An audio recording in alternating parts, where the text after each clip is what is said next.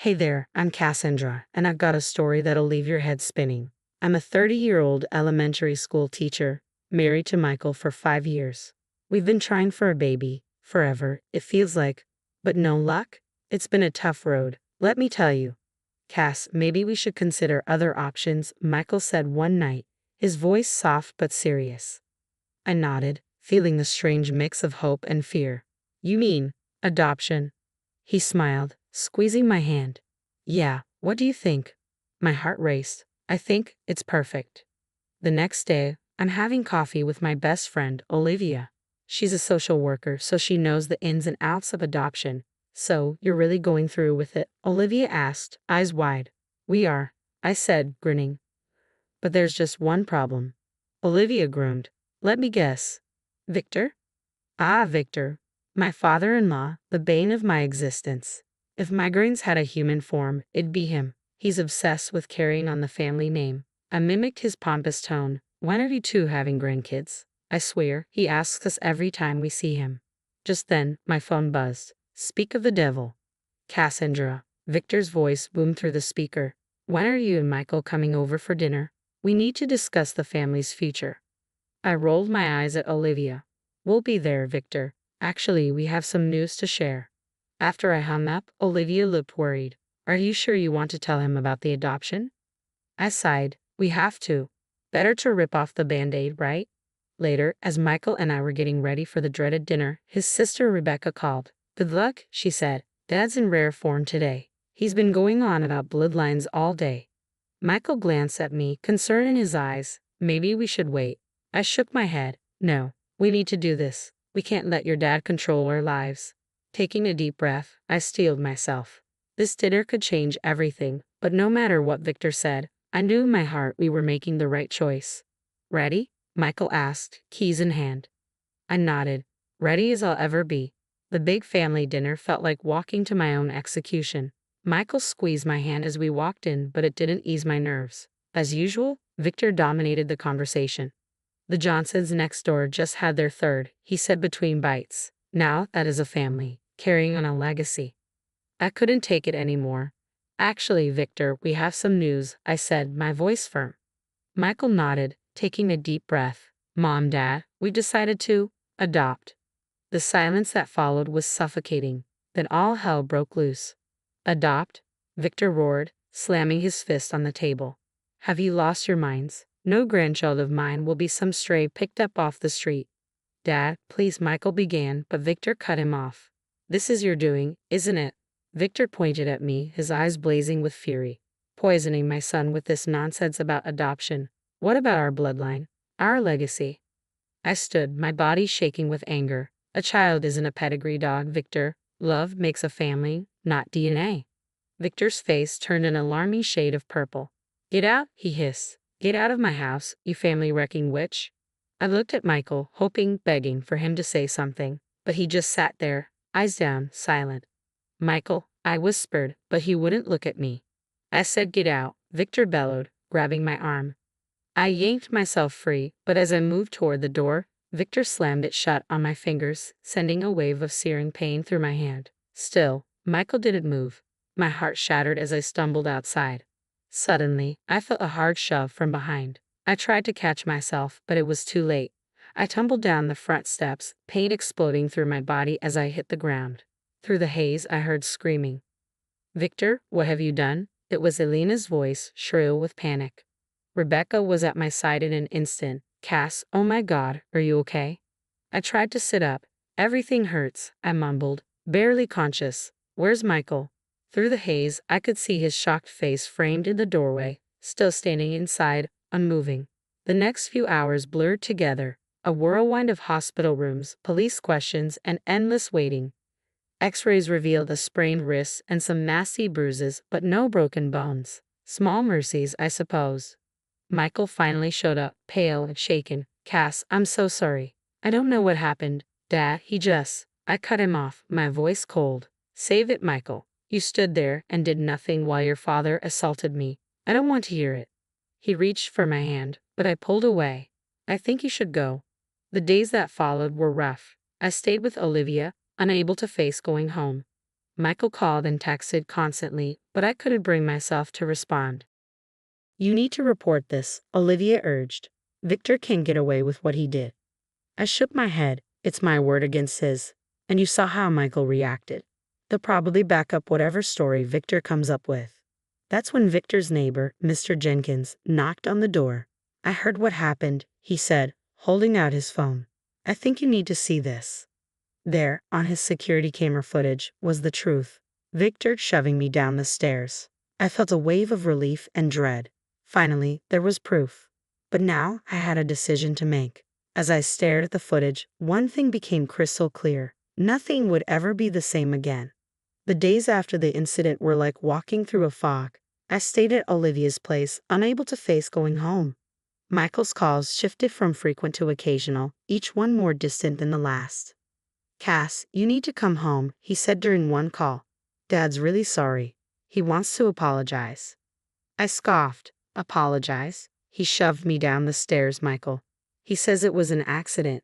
Maybe if I hadn't provoked him. I hung up, feeling sick to my stomach. Olivia found me crying on the couch later. That's it, she said, fire in her eyes. We're digging into Victor's past. This can't be the first time he's pulled something like this. We spent days combing through public records and making calls. What we uncovered was chilling.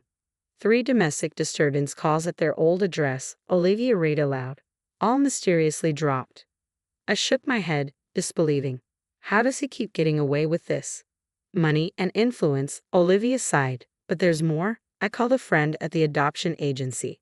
Victor's been sniffing around, asking about ways to disqualify applicants. My blood ran cold. He was trying to sabotage our adoption. That was the last straw. I marched over to the house, my house, and found Michael there. What's going on, Michael? Why are you letting your father control our lives? Michael wouldn't meet my eyes. You don't understand, Cass. Family is everything to Dad. He just wants what's best. Best? I exploded. He assaulted me, and now he's trying to stop us from adopting. That's not true, Michael muttered, his voice growing defensive. You're blowing things out of proportion. I stared at him, the man I thought I knew suddenly a stranger. Who are you? What happened to the man I married? Michael's face hardened. Maybe that man finally grew up, realized the importance of family legacy. Legacy, I scoffed. Is that what we're calling abuse now? You know what? Michael snapped. I can't do this anymore. I want a divorce. The world stopped. A divorce? Dad's right. We want different things.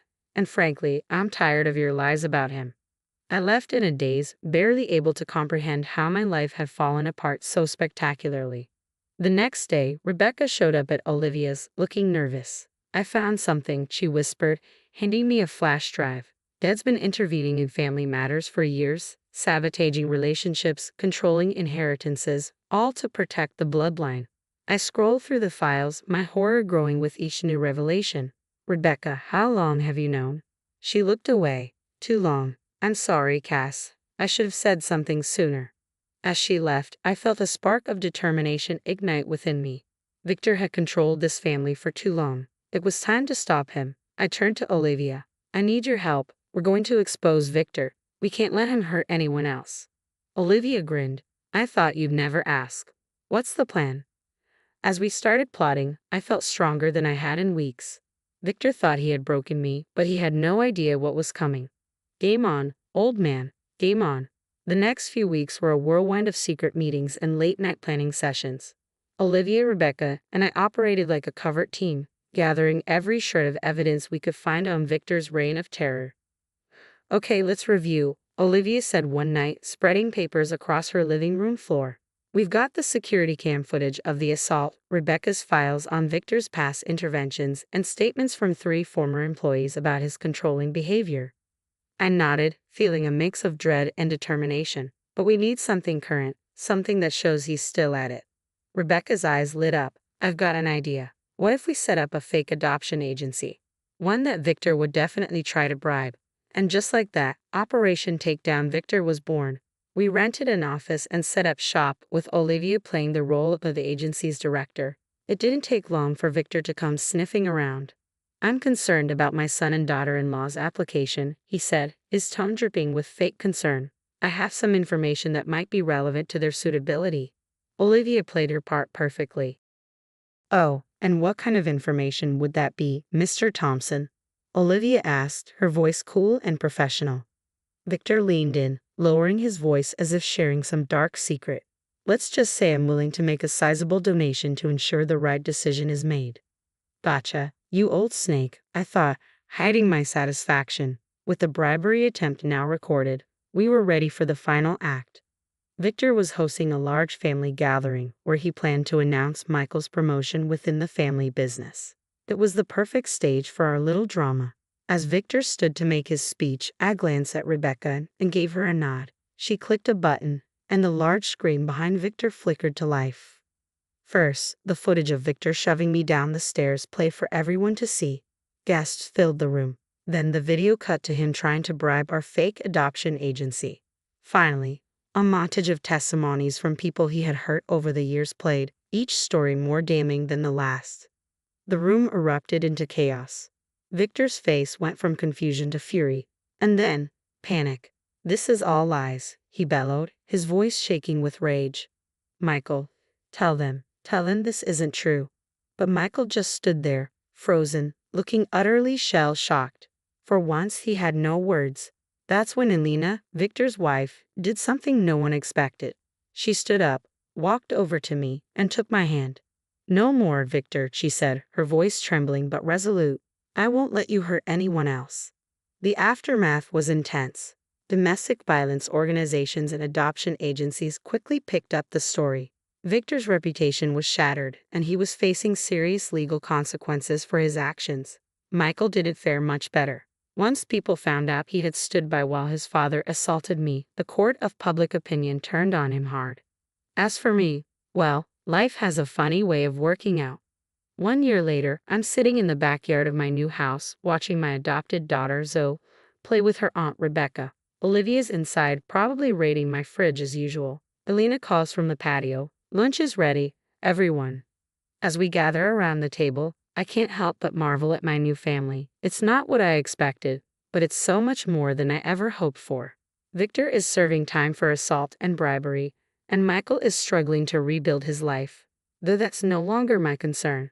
As for me, I found my calling. I now run a support program for adopted children and survivors of domestic violence at my school. Sometimes, the worst experiences in life lead you to your true purpose. As Zoe climbs into my lap babbling about her day, I realize something important. Family isn't about blood or legacy. It's about love, support, and standing up for what's right. And that's a legacy I'm proud to pass on. Now that Cassandra's journey has come to an end, here's a question for you. If you discovered a family member was actively sabotaging your life plans and had a history of abusive behavior, would you expose them publicly or handle it privately? It's a tough call, right? Public exposure might protect others but could tear your family apart. Handling it privately might preserve relationships but allow the cycle of abuse to continue. Where do you draw the line between family loyalty and justice? Drop your thoughts in the comments. I'm really curious to hear what you think. If this tale of family drama and triumph over adversity got you thinking, hit that like button and subscribe for more stories that challenge your perspective on family loyalty and doing what's right. Trust me, there's plenty more where this came from.